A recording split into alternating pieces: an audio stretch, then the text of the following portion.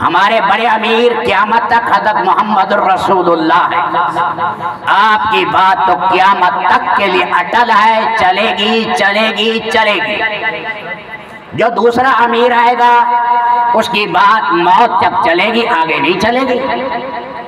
ابو بکر صدیق کی باتیں چلی، پھر عمر فاروق آ گئے. پھر عمر فاروق نے 6 آدمی مقرر کیے. پھر اس کے بعد عثمان ذو النورین آ گئے. پھر عثمان ذو النورین شہید ہوئے. وہ 6 میں باقی بچے ہی علی، اور کوئی بچے نہیں. یہ دنیاوی امور میں بھی یہی حکم ہے، دینی امور میں بھی یہی ہے. گھر کا امیر والد صاحب ہے، مدرسے کا امیر محتمم اور مدیر ہے، اور اسی طرح ملک کا بنا ہوتا ہے. سب اس کے بغیر، کیونکہ دنیاوی امور کے بارے میں بھی اللہ کے نبی نے فرمایا لابد العرافہ ولیکن اکثر العرفاء فی النار. دنیاوی نظام میں بھی ایک بڑا ہوتا ہے، لیکن دنیاوی نظام کے بڑے اکثر آگ میں جائیں گے، اس لیے کہ حق کے مطابق فیصلے نہیں کرتے. تو نظام امارت ہے.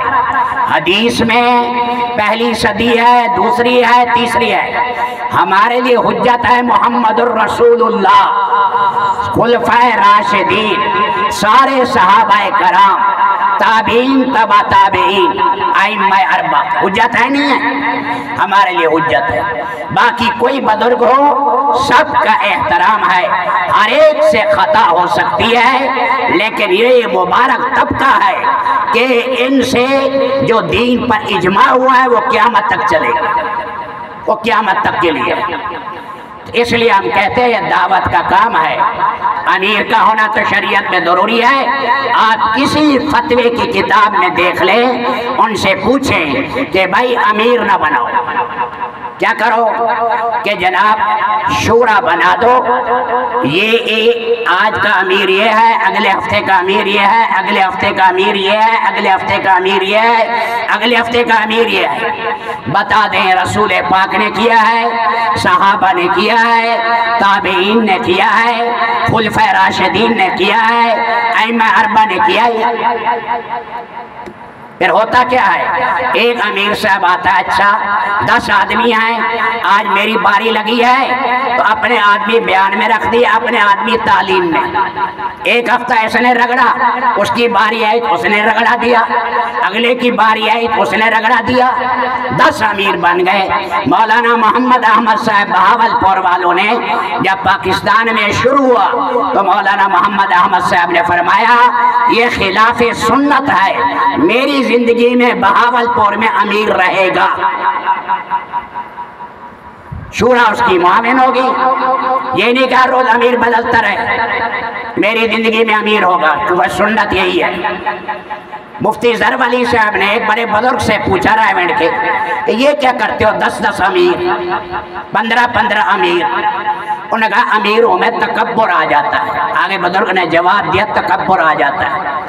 انہوں نے کہا ایک احتمالی چیز ہے، آپ دل سے واقف ہو جاتے ہیں کہ تکبر ہے، اس کی وجہ سے مسنون سنت طریقہ چھوڑ رہے ہیں، سنت طریقہ آپ چھوڑ رہے ہیں. تو ہم یہ درخواست کر رہے ہیں، ہمارے ہندوستان والے، پاکستان والے دونوں ہمارے سروں کا تاج ہیں.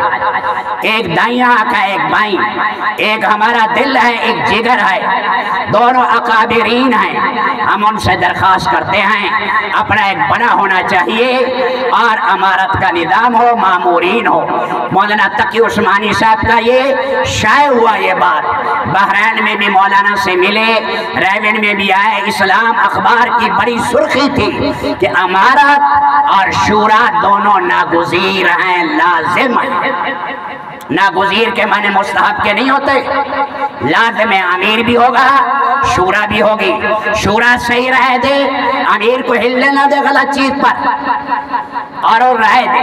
امیر فیصلہ کرے گا، جیسے ابو بکر صدیق نے فرمایا یہ میری شورا ہے، میں صحیح کام کروں فعینونی، میری مدد کرو، اور اگر میں غلط کام کروں فقبمونی، مجھے ٹھیک کرو.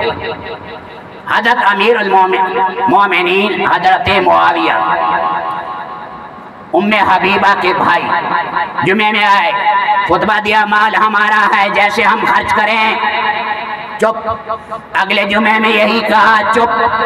अगले जुमे यही कहा। एक बदवी खड़ा हुआ, उसने कहा ये माल मुसलमानों का है, बैतुल माल में जाएगा, खबरदार। सुन्नत के खिलाफ किया, हम इसके अंदर आपसे इस मामले में जरा करेंगे।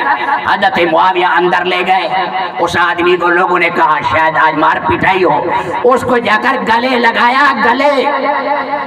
फरमाया बेहतरीन अमीर वो है, फरमाया उसके सामने मामूरीन भी हक रहे। तो ये शरीयत मुताहरा का तरीका है। तो इसलिए सुन्नत पर जब काम है, इह्याए सुन्नत का काम है, तबलीग ऐसी मुंह नहीं है जिधर मरोड़ दो, फेंक दो। और भाई कोई मुंह सर भी है, कहते हो हम कि कुरान सुन्नत पर चलेंगे, जो अल्लाह रसूल कहेंगे, जो सहाबा और फुकहा कहेंगे उसी पर चलेंगे और इशारे वहां से हम लेंगे। तो फरमाया जब कुरान सुन्नत पर है तो सुन्नत का इह्या करना चाहिए, सुन्नत की इमादत और सुन्नत को मुर्दा नहीं करना चाहिए। तो मेरे मोहतरम दोस्तों, ये भी दरख्वास्त है रब्बुल आलमीन हमारे बड़ों में अल्लाह मोहब्बतें पैदा करे। रब्बुल आलमीन निज़ाम इमारत भी हो और निज़ाम शूरा भी हो, अल्लाह इसको चलाए। मसाजिद की आबादी का फिक्र करें, अपने शेरोदा पाबंदी के साथ लगाएं। घरों की मस्तूरात की तालीम भी और बाहर भी बैरूनी गश्त और इस तरह घरेलू गश्त, ये गश्तों की पाबंदी रोजाना के कम अज कम 2.5 घंटे मस्जिद की आबादी के लिए सारे भाई इसकी नियत करें कि इंशाअल्लाह हम इस पर चलने के लिए तैयार हैं। जरा खड़ा होकर इसका इजहार करें।